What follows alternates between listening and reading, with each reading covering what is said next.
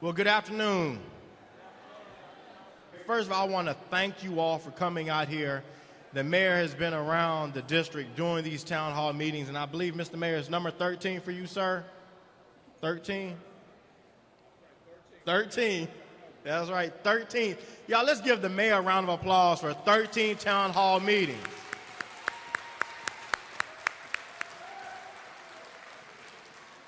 I don't know about you all, but when we were talking about government is not transparent, government does not communicate with the people, I'll tell you one thing, Mayor Gray knows how to be transparent, and he knows how to communicate with the people, and he wants to make sure that everybody is engaged and knows about the budget. And so that is the purpose of having this town hall meeting, this budget town hall meeting today. And I take my hat off to Mayor Gray, and I told him on timeless occasions that it is because of him that my job is so much easier. No, I still have to do my job. My job is so much easier because since Mayor Gray took office in 2011, he has increased the budget for the Office on Aging by $17 million. Did y'all hear that? $17 million.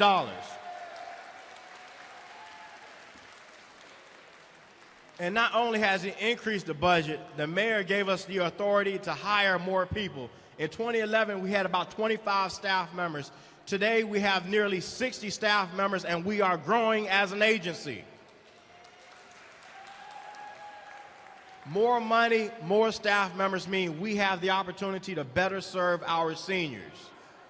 That means we have the opportunity of ensuring that each senior, each person 60 years of age and older in the District of Columbia have many choices to age in the community, not having to go to a nursing home by default.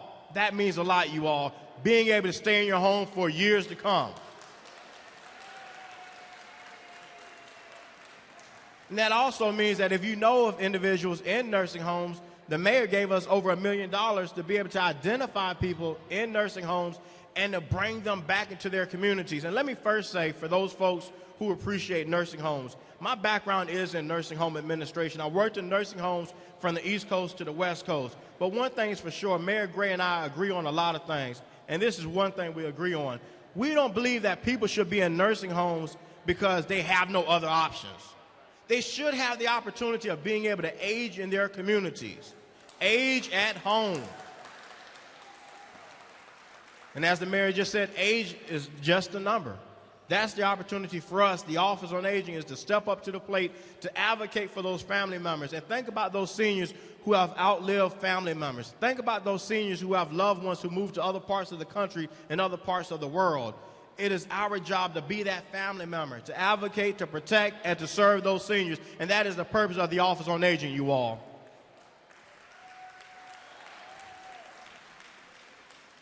And as we bring Mayor Gray to the podium so that he can present his budget, you all, I think you'll be very satisfied with what the mayor has done for the Office on Aging for the past 3 years, and what he's doing for the Office on Aging for FY15.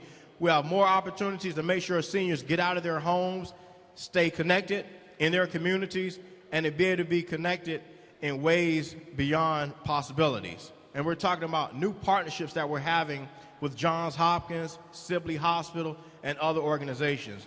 So at this time, I would like to welcome Mayor Gray to the podium. Please give him a warm welcome. Thank you all so much.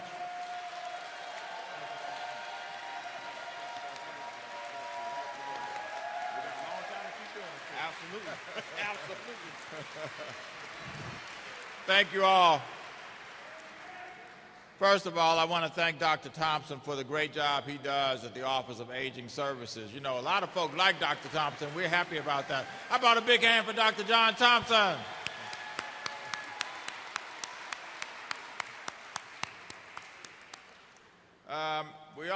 We also have our interim DPR director here with us, too. She and I were just together about a half hour, 45 minutes ago. We kicked off the official pool season this morning at Fort Stanton. The pools will be open tomorrow. They'll be open tomorrow, Sunday, and Monday from 12 to 6, and every weekend until June 23rd, when they will be open every day after that. And you know what? I think everybody in the surrounding jurisdiction charges now for their pools.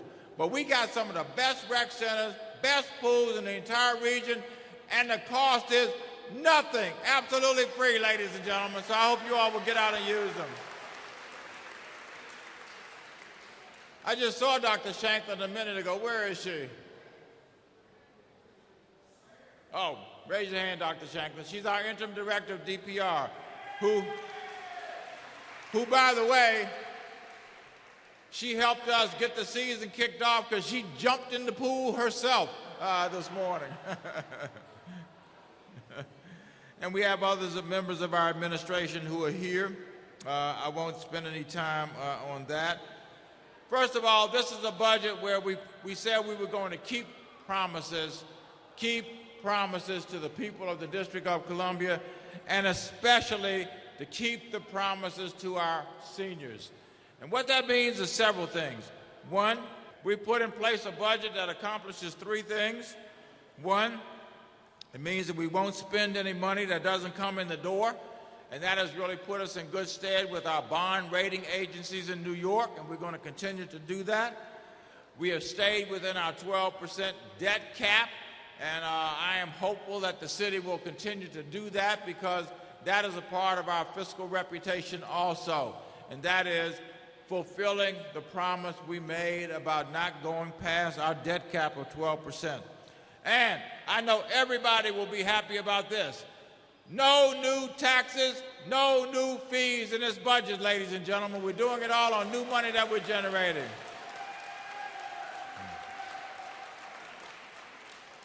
You know, and I ask you to look at, this chart right here. We call it Dr. Gandhi's chart. And what it shows is over a period of 20 years where we've come from. You go back to the 90s, and you will see we were in the hole. You know, to see that black line going straight across there, anything below that is in the hole. Anything above that means we were doing better, doing pretty good. We were $518 million in the hole back in the early 90s. And then when we got in the late 90s and going forward, we did a whole lot better. Back when Mayor Williams was the mayor, we were up to $1.5 billion in the bank. And then when the next mayor came along, we started to spin down and went down really at a very low level, especially in terms of the money over which we had control. And so when we came in, we promised that we were going to get the bank account back up. You know, we'd be able to provide the services that people wanted, but we would have a bank account that we could rely upon. And you see how that line has gone up, up, up. It is up now to $1,750 million, which is the largest bank account fund balance in the history of the District of Columbia, ladies and gentlemen.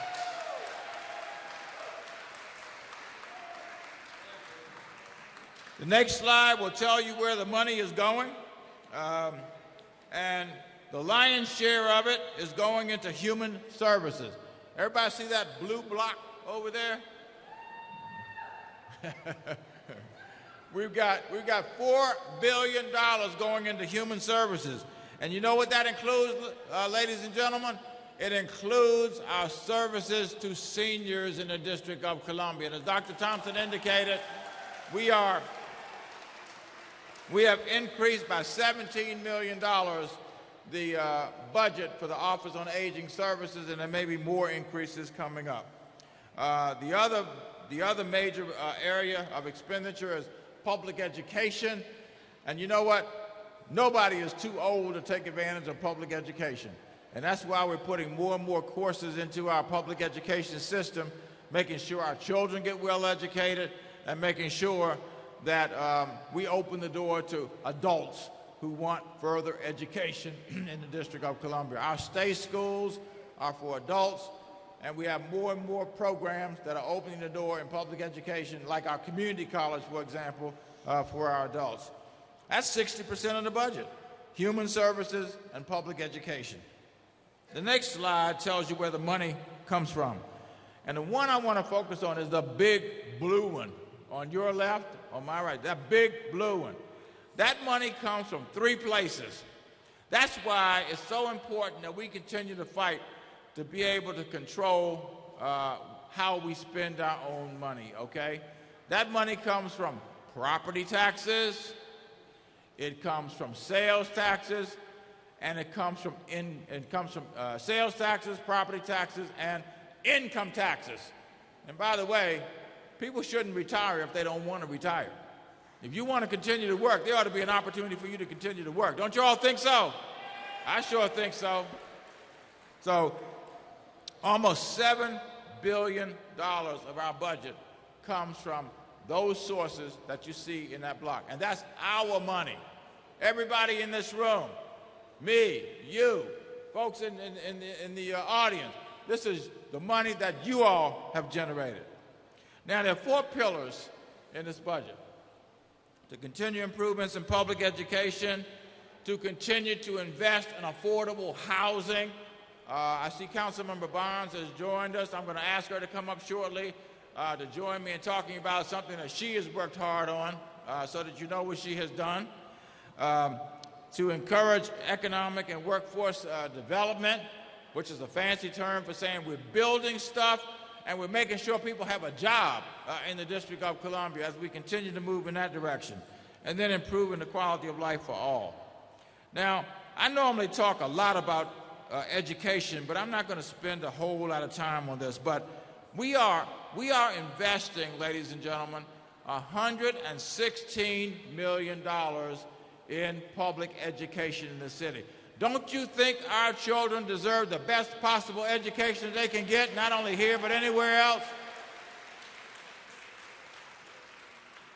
We're putting, between the charters and DCPS, $12 million, and we're also doing something else that is really important to me, and I hope it is for you. We have, I think, the best, the most robust early childhood education program in America. We just got a report this past week from the National Institute for Early Education Research. And you know what they said? They said that the District of Columbia now has more 3-year-olds in school than anywhere else in the United States of America. We have 80% of our 3-year-olds that go to school all day, every day. Now, you know who number 2 is? Number 2 is Vermont, and they're number 2 with 21%. We ain't messing around, y'all. We know how to do this, and we're going to keep on doing it. And by the way, that same report said the District of Columbia now has our 4-year-olds. We now have 94% of our 4-year-olds who are in school all day, every day. And don't you think that that's going to give our children a chance that they otherwise wouldn't have? We have so many kids that grow up in tough situations, and by the time they get to the kindergarten, they're already behind the 8 ball. This is going to stop that. And one of the things we're investing in is infant and toddler programs. We're putting $4 million more next year in infant and toddler programs so that we can say that every family who wants their child in a program, no matter what age they are, they will be able to have a chance to do that. We want to be absolutely second to none. In fact, we are second to none at this stage, and we ought to brag about that. We're also going to put more money in affordable housing. We put $187 million this year. We're planning to put $100 million into affordable housing for the next budget cycle. That will include money coming from the Housing Production Trust Fund. We're going to work hard to end homelessness among our veterans. Isn't it a shame that we have veterans who come back from serving their country and wind up homeless on the streets? We've made a commitment by the end of 2015 to end homelessness among veterans. People should come back to a place to live. They should come back to a job, and that is the commitment of the District of Columbia. We've gotten about half of them off the streets based on what we think is the number, and we'll get working to get the other half off the streets at this stage by the end of next year. That will include local rent supplement vouchers for individuals and families. Lie heap. Ken, you're going to get an opportunity. I'm going to let you. Usually Eric does this. Anybody familiar with LIHEAP? I'm not surprised. LIHEAP is a program. We got the heat and eat aspect of it, right? Ken Evans is the deputy director of our mayor's office of budget and finance, and he's going to tell you, and we're going to see how less complicated you can make this, okay? What is LIHEAP? What's his new feature? Thank you, Mr. Mayor.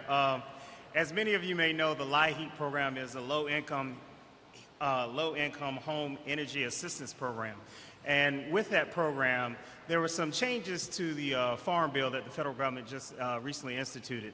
So what the mayor decided to do to ensure that we were able to meet the new changes put on us by the federal government with regards to the LIHEAP program and the Supplemental Nutrition Assistance Program, or the SNAP program, is by increasing the benefit that we give the district residents for LIHEAP. We're able to ensure that we could still draw down as much money as we possibly can from the federal government for the SNAP program. So by putting in $1.3 million into LIHEAP, we're ensuring that those that enjoy both the LIHEAP and the SNAP program are able to maximize their dollars from the federal government. All right. Way to go, Ken. We're working hard on homeless families also. We've made a commitment between now and July 15th to get 500 families out of hotels and DC General and get them into apartments. And we have now identified almost 300 apartments, and people are now moving in to those apartments. So, and we're going to solve that problem. You know, there are people who try to push me into making a commitment that we're going to close DC General by December 31st. And frankly, without a commitment of what the answer is beyond that, I'm not going to stand up and say that. Now, I'm going to work hard to get everybody out of there. That's the commitment I will make. And anybody that wants to join in by saying, I'll make sure that my ward, does the following, I'd love to have that support.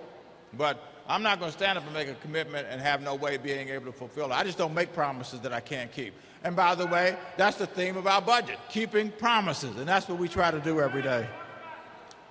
I'm going to ask, on this next one, I'm going to ask Councilmember Bonds if she will come up and join me. I was pleased to sign some legislation a few weeks ago that created property tax relief for seniors in the District of Columbia.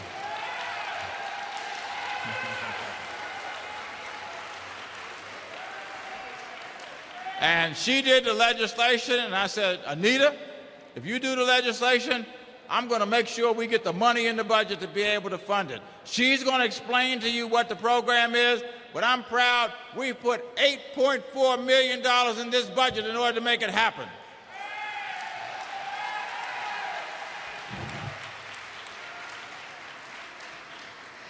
Well, hello, everyone. Nice to be here with you.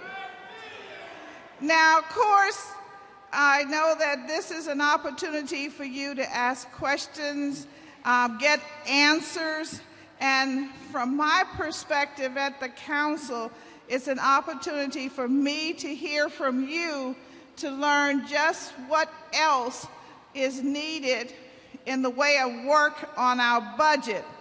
Now, the mayor sent us a very good budget, but you know how people are. When more than one is gathered, we all got to have our say. So we've been having our say, and we'll continue, but we do have a deadline approaching, and that's Wednesday, the 28th of May. So you see, we don't have much longer to have our say. But we're trying to have our say. But for me, I want my say to include what you say. So that's why this meeting is so important to me.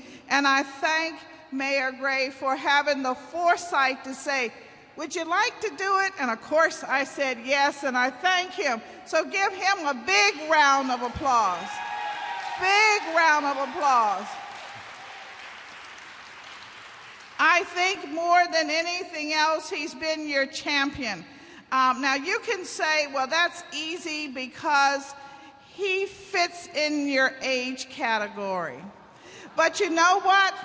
We all do. If we're lucky, we all will get there. And since we'll all be living until we're at least 100, who cares? Who cares? It's just a number, but more than that, it's a feeling. And one of the things that the mayor did was just as he said, this piece of legislation is very important to the future of the District of Columbia. And so for the senior property tax exemption bill, I'm going to find the money. And he did. So you can applaud him again, because I don't have any money. He's got the money. and he's got the money because we have been consistent taxpayers in the District of Columbia.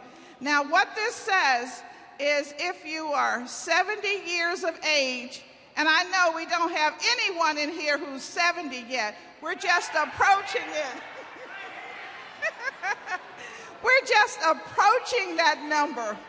But when you get to be 70, and if you have been a homeowner for 20 years or longer, and if you're living on a fixed income of less than $60,000, then you will not pay property taxes again.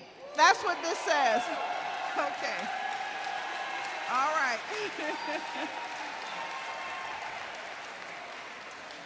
Now, this is doubly important.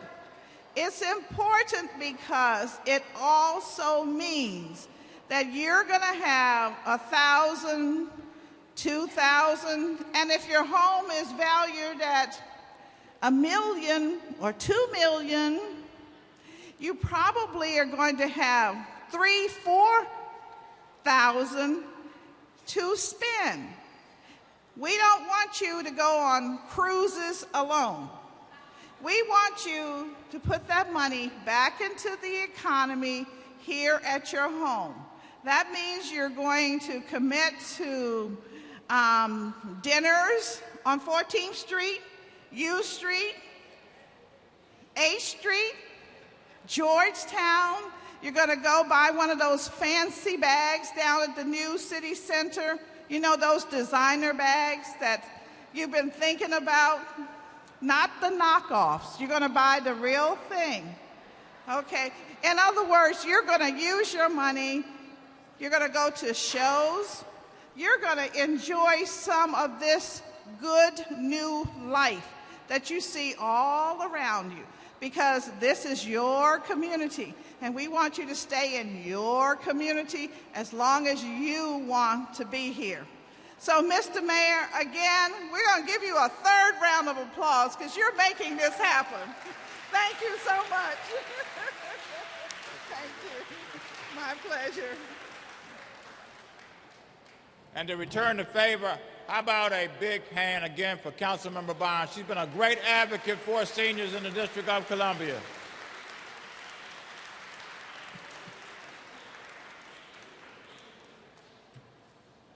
You know, this is not a political meeting, and so I won't mention that she's running and she's on the ballot in November, ladies and gentlemen. But I won't mention that. You know, the upshot of what she's doing is that there will be more money in your pocket. And everybody wants more money in their pocket, right? So that's one. We're also putting more money in the Housing Authority that will provide vouchers for seniors who are economically challenged and so on and so forth. Now, the next pillar of our budget, the third of the four, is to encourage economic and resource development. We got $4.2 million in job training. And some of that money will be for seniors. If you come down to the very bottom one, the very last bullet, you will see that we're putting $1.1 million into employment placements for seniors. I am serious, ladies and gentlemen. You don't have to work if you don't want to, if you don't have to, but if you want to work, The job of our city should be to make sure you have a chance to be able to do that. So we're putting $1 million into subsidizing employment opportunities for seniors, no matter what age you may be. You know, I was at Denny's yesterday for an event for the graduating class of H.D. Woodson High School, and there was a lady there. It was phenomenal. She was 101 years old, and you know what? She ain't look a day over 80 to me, maybe even younger than that. So again, she has remained involved, active, energized, engaged, and she looked absolutely great. As a matter of fact, if she had told me she was working at Denny's, I would have believed that because she looked so good. Next slide, and the last one we'll do of the pillars is to improve the quality of life for all. Dr. Thompson talked about the D.C. Office on Aging Services budget. It is a total budget we are planning to spend next year, right, Dr. Thompson? $42 million for seniors in the District of Columbia. It will allow us to expand. We've already moved to expand our transportation services. I think we spent $2.4 million. Now we're going up to $6 million. So our seniors will be able to get across the city wherever they want to go. Is it Seabury that's working with us on transportation? There she is. Dawn, how are you?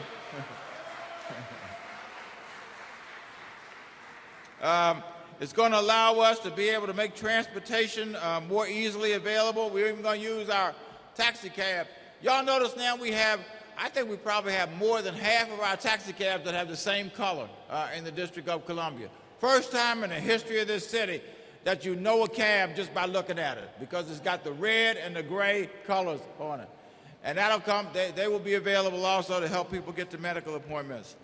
We're going to expand our in-home health services, our food programs, and we're putting money in a program on the east end of the city to provide a respite program that is help relief for families who may be taking care of someone who has Alzheimer's or someone who has dementia of one sort or another. Now, the next slide, something that we're really excited about. Y'all like the wellness centers? Yeah. Well, guess what? We are going to add more hours to the wellness centers, and we're going to start opening on weekends, ladies and gentlemen, for folks who want to do that. I know we'll have Saturdays. I don't know whether we'll have Sundays or not. Where did Dr. Thompson go? He got out of sight on this one, right? Are we going to have any Sunday hours? Not yet, but we will have Saturday hours, right? And have services into the evenings. So get ready for that starting October 1st. We're going to add more staff like nurses and wellness coordinators and nutritionists that will help you figure out how to eat well and keep yourself in great shape. And we're providing funding for a new Ward 2 Health and Wellness Center for services to people who are Asian or Pacific Islander background, because we have that's the fastest growing population in the District of Columbia. And we want to make sure we serve everybody who wants to live in the District of Columbia. We don't want people talking about they're going to move because they think it's better in Prince George's County or Montgomery County and other places. I had somebody say to me the other day, one of our ranking officials, that her mother lives in Maryland, and she is having her mother move into the District of Columbia because the services for seniors are so much better in the District of Columbia. We got it going on, y'all. We're going to continue our work on being an age-friendly city, putting $250,000 into that budget to make sure we have an inclusive, accessible environment, that we make sure that those who are 50 and over have a city that they can get around in. In fact, I was out one Saturday morning walking with a group to identify the kind of changes we need to be making. We got some places where sidewalks, you know, the tree roots have pushed up part of the sidewalk. All of that stuff by 2017 is going to be corrected so that we can make sure that people who want to continue to live in the city don't feel like they have to move because they can't get around in a city that you all have helped to create, and you should have every opportunity to be in. The next slide, I'm not real happy about this one at this stage, and that is I have proposed a new hospital on the east end of the city. Don't you think we deserve a hospital on the east end of the city? Don't you think we deserve a new hospital? Well, so do I. What do you think? What do you think, Councilmember Bonds? And don't go along with that flow over there, okay? I'm waiting for my council member to stand up and fight for stuff that's going to be, you know, in Ward 7 and Ward 8. The new hospital we would build on the grounds of St. Elizabeth's, and the idea would be to have not only a new hospital but also new clinics, so that people have in their community the health care services that everybody deserves. So, well, let me just say this. You got me. I'm all in, all right? We just got to make sure them other 13 people are all in at the end of the day. So if you feel the way I do, you can tell Councilmember Bonds before she goes, and you can contact the rest of them and let them know the same thing. I'm sure we'll get some interesting excuses on that one. Not from her. She's good. We're also putting money into the foster grandparent, the grandparent subsidy, not just foster grandparents, but grandparents who are taking care of their children. You know, we've had more and more grandparents who have had to step in and take care of their children because their children, for whatever reason, haven't done the job. And we're making sure that we continue to support those grandparents who are doing that work. Putting $1 million into food and health and nutritional assessments, putting $8 million into outreach to seniors.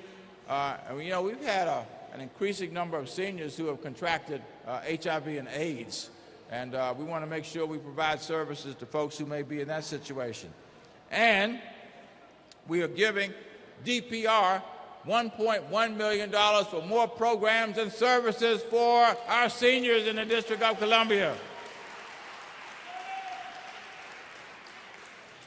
We are putting money into making sure we cover our metro costs for the District of Columbia. That's shared by the entire region.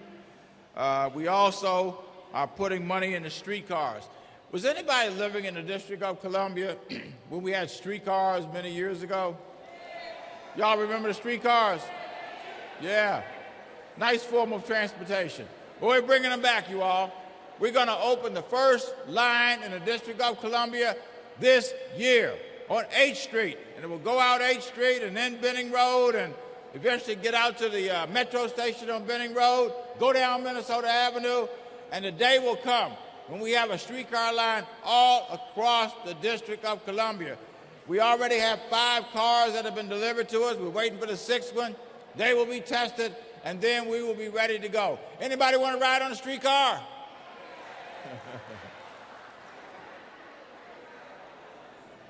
We are funding 4,000 police officers. Somebody put out some bogus information a few weeks ago saying that we had actually reduced by 400 the number of police officers. We have not reduced by one any police officers in the District of Columbia since I've been the mayor. And we won't do that.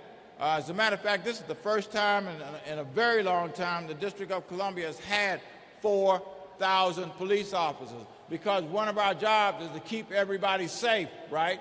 And that's what we want to do. We want to make sure our seniors stay safe in the District of Columbia, and a part of doing that is to make sure we have enough police officers. And we're also putting additional money into the fire department.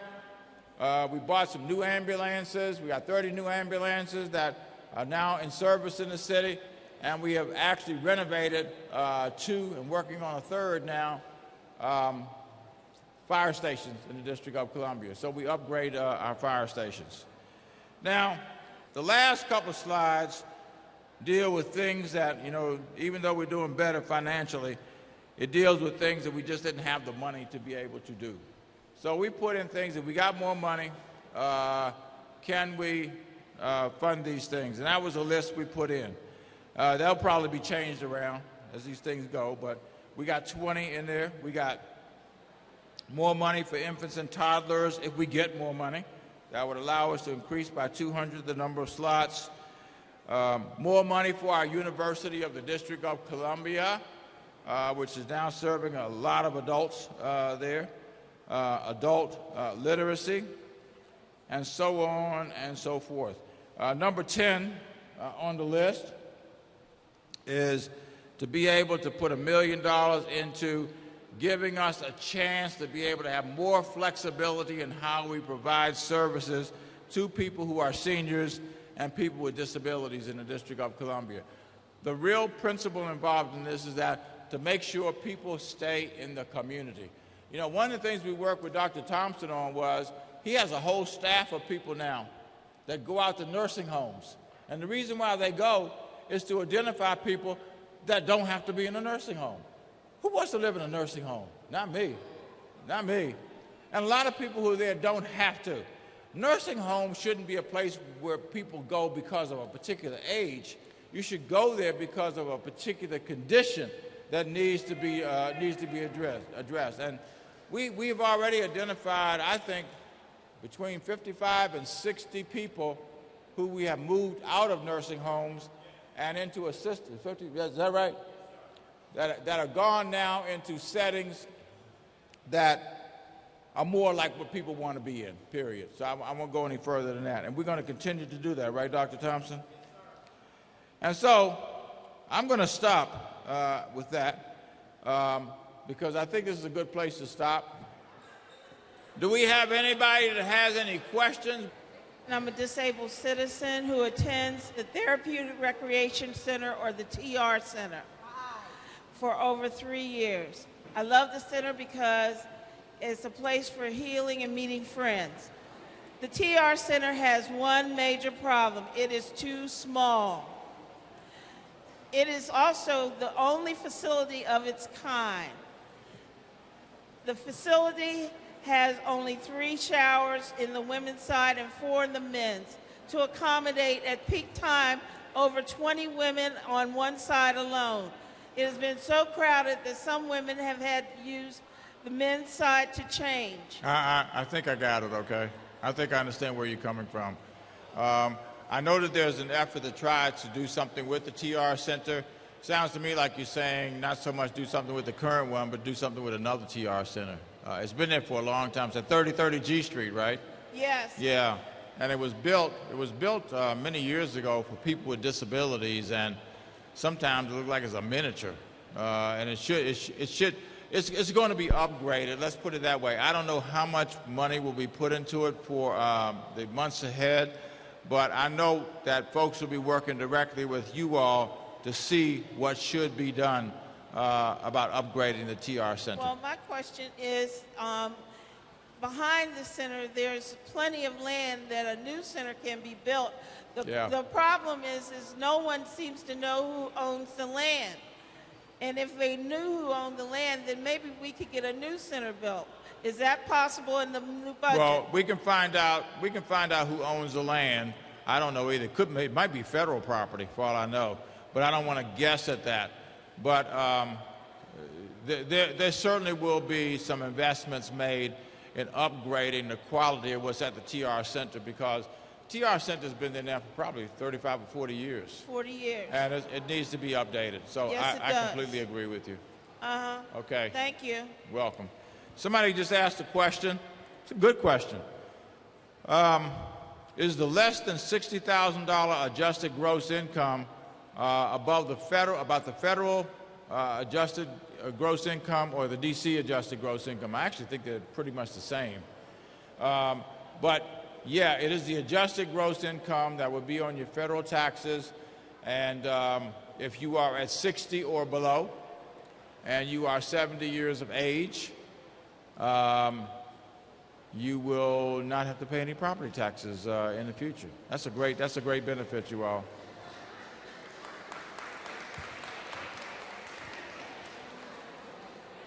Mr. Mayor, I was here when we had streetcars. Streetcars were very serviceable.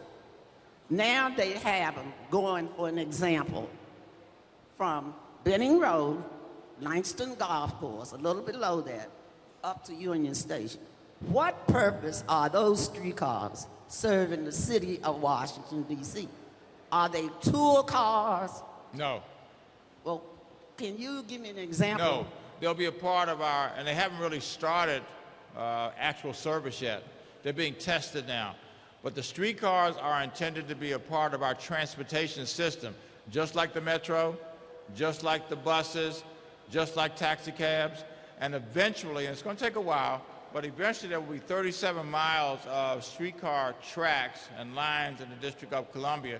And the idea is to help people, once again, get out of automobiles, because a lot of people don't like driving all this traffic, but really to get you from point A to point B in a very convenient way. So there might be people who go on a sightseeing tour on a streetcar, but that's not its purpose. Its purpose really is to move people around just like any other public transportation system. Mr. Mayor, Oh, sorry. my concern is keeping elderly people in their home with Yeah. sufficient and quality care. Now, currently, the Department of Health monitors or inspects the agencies, but there is no monitoring from the district nor federal Medicare that addresses in-home care, the quality of the care that the aide provides to the patient. So many of our elderly people in their homes, they want to stay there, but there are many of them who would like care, but they don't have any confidence in the aide providing the care, nor the agency, because the agency is monitoring the aide. There needs to be a government agency that monitors what actually happens and what the aide actually does in the home, rather than what the aide puts on a piece of paper. No, we understand. We, some of you may know that we have had an ongoing investigation of some of these home health care agencies, and a number of them have been suspended from providing services. In fact, there's about 6 more that are about to join the list of the suspended at this stage. So your point is absolutely well taken. Our Department of Healthcare Finance will be involved in the kind of monitoring that you're talking about. But the first issue will be that no agency will continue its certification or be allowed to be certified unless we're absolutely sure that what they're doing meets the standards and the requirements associated with it. One of the things that we found was there were agencies that were sending in bills for services that were never provided.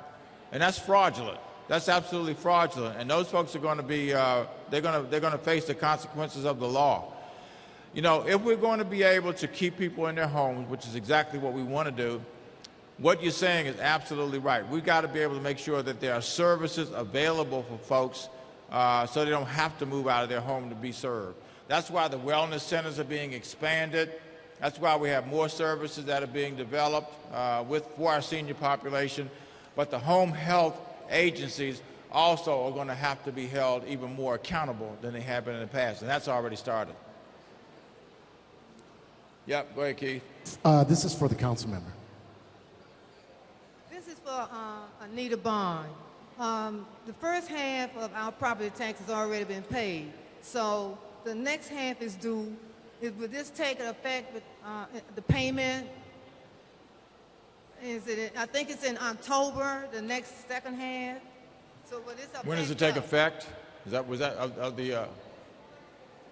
Yeah, the actual funding though will be available October 1st. Yeah, the funding will be in this budget cycle, meaning the funding will be available October 1, 2014.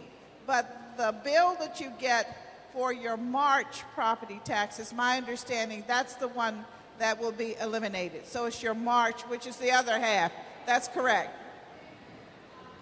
2015, March 2015, yes.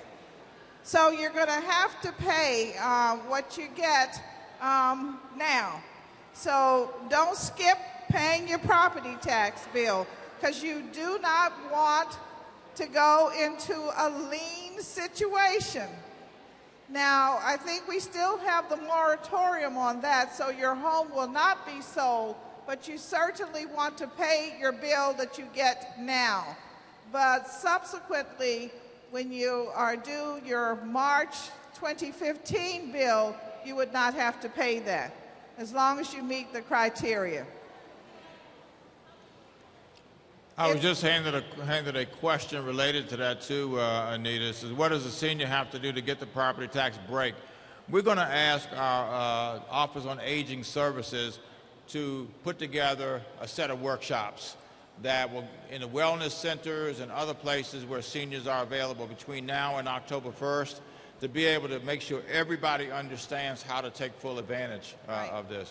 And that would be very important, because the information we've been given is that Finance and Revenue will notify the former taxpayer through their system, but we also know that that system doesn't always work, because they send it to whomever is holding your mortgage, so to speak, or it gets lost, or something strange happens, and that's why we've had the problem with the tax liens.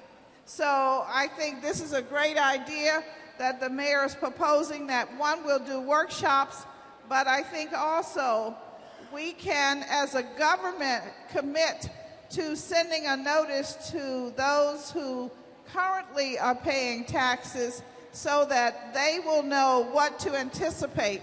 I don't know if we can get the notice out in this cycle, but I hope that we can. Yeah, we will. What we'll do is we'll get together with the CFO, because the Office of Tax and Revenue is under his leadership, and we'll have him get together. We'll ask Dr. Thompson to take the lead on doing this outreach and putting together sometime in the next 2 to 3 months a set of workshops that will help people know exactly how to take full advantage of this law. Okay. Yes. Mayor Gray, I have a very simple question. We do not have representation of our very fine senior wellness centers in all of the respective 8 wards. Why not? Don't have representation to find them? Of all of the senior wellness centers in all of the 8 wards. Yeah, they're not in 8 wards, actually. Why not? Because we just haven't gotten to that point. How many senior wellness centers they got in Baltimore? I don't have an accurate count, sir. Actually, I don't know if you need one in every ward either. The issue that I would look at is the geography, and are they convenient to people who live, relatively close. I guess we're open the 7th one now. Is that right? With the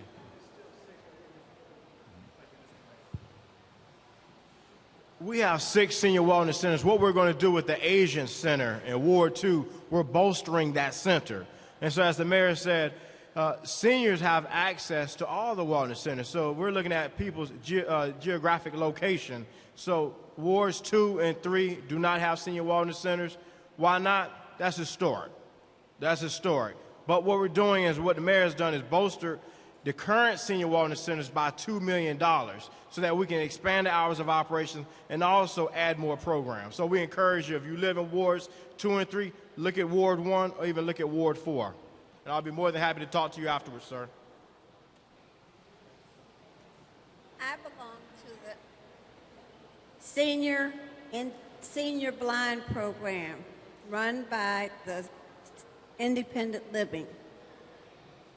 RSA canceled that program, gave the money to Columbia Lighthouse for the Blind, who does not service seniors. And I need to know, senior blind people no longer have an outlet or a support group system. Yeah, I'm familiar with RSA. I've known RSA is part of our Department of Disability Services. And you're saying that the money that is going to the Columbia Lighthouse for the Blind isn't being used for blind people? It's not used for seniors. Seniors. Well, that's discriminatory, isn't it? Yeah, we'll find out because there's no, if a person has vision problems, it shouldn't matter what age they are. So Dr. Thompson is going to look into this and see why that may be the case. I've lived in Ward, well, it was Ward 6, 7, and 8, but I'm in 8 now. We do not get any newsletters from anybody except you in Marionberry. Nobody else on the council pays any attention to Ward 8. Well, at least that's 2 of us sending them out. Yeah, but, I have girlfriends during the primary said that she got so many calls, she stopped answering her phone. And she's in Ward 2. So they preference certain wards, but we're the forgotten ward. No, you're not. No, you're not. I'm not going to stand here and take that. I live on the east end of the city.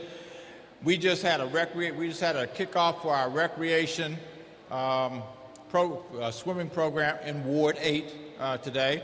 Fort Stanton is one of the most beautiful recreation centers in the entire region. We have put money in a new Barry Farm Recreation Center, which is being built. We have done every playground in Ward 8 except for one we have done at this stage. So no, Ward 8 is no longer a forgotten ward. I live in Ward 7. I live right next door to it. So that one I'm going to challenge you on, okay? Yeah, okay. All right, let's go over here. I am a participant at Emory Recreation, and we have a whole lot of concerns. First of all, we're a program within the Recreation Department. It's a senior program within the Recreation Department. Well, a main thing is we need space. We need some kind of communication within the Department of Recreation that we will have some space. We need equipment for the seniors to participate in programs. We need instructors. We've had only volunteer instructors. Now all our exercising programs. Okay, let me give her a chance to respond, okay? Thank you so much for bringing this to our attention, and good afternoon, she's talking about everyone. Emory Recreation Yeah, she's talking Center. about, and Sylvia Guathme is our senior service director there, yes.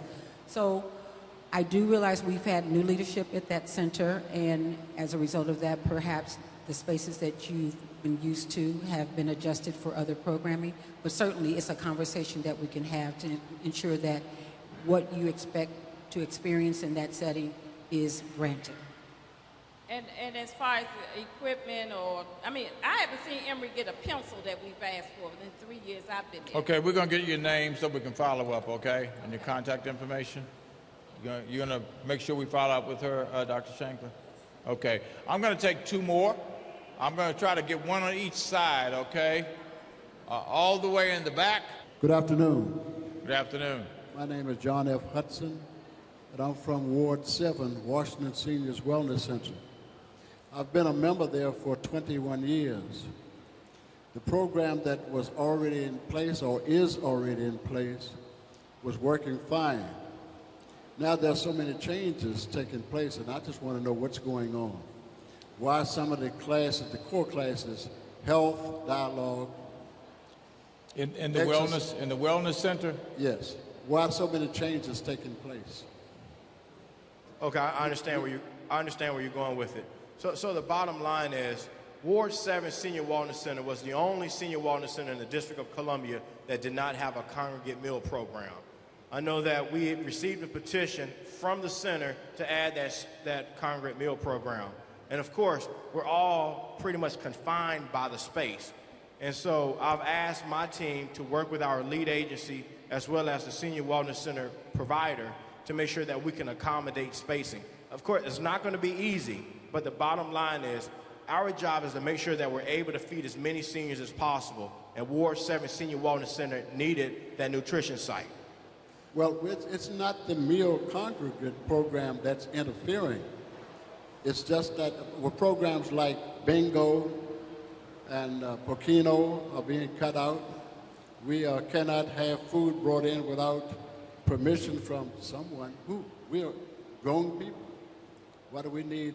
Why don't you continue your conversation with Dr. He's coming over towards you, okay? And then we'll take this question over here. Yes, ma'am. You're going to have the last word. Yes, this regarding the recreation centers. I belong to a group called the National Active and Retired Federal Employees Association. We meet once a month at the North Michigan Park Recreation Center from 1 to about 3. We've been there for 5 years, and now we've been told, our director, Mr. Clark, told us to go online so we can start reserving. And when I talk with the Department of Recreation, they're telling us now we're going to have to be paying $143 to meet there for 2 hours. All the equipment we use are the chairs and the tables. Nobody's there during the middle of the day, and I thought the rec centers were built in the various wards so that they could be utilized. Did he mention this to be a permit? Is that? Yeah, the permit. We just want to meet once a month in one of the rooms up there. Okay. Well, our chief of staff who also oversees our permits, John Stokes, he's here, and I'll have him come and speak with you about this. Yes. Yeah. That seems a little high. That does. Mayor Gray? Yeah, we're gonna follow up to make sure we can make sure you have the right information. Mayor Gray? Wait a minute. We're going to make sure that you have the right information, starting with the $143, why that's being charged, and then if it is legitimate, you know, it's something we really need to do, how much over what period of time, over a year or 2 years or whatever the case may be. So we'll ask the folks at DPR to make sure we get that answer for you. Yeah. What I want to say is I established a senior program at the Chevy Chase Community Center because there wasn't one. Yeah. I did this on my own volition. We meet 2 days a week for exercise classes. We have up to 60 seniors that come to that program. What we were told by Department of Parks and Recreation is that our program would have to be suspended over the summer because their mission and their priority is children. So my question to you is, I would like to see Councilmember Bonds introduce Mayor Berry's bill with an addition that we move senior recreation services where it belongs, not in an agency that says that children are its priority, but for the agency where seniors are the priority, so that a Club 60 Plus and any other program in this city that is sitting in a recreation center now does not get told that it has to be suspended because children are our priority and our seniors aren't.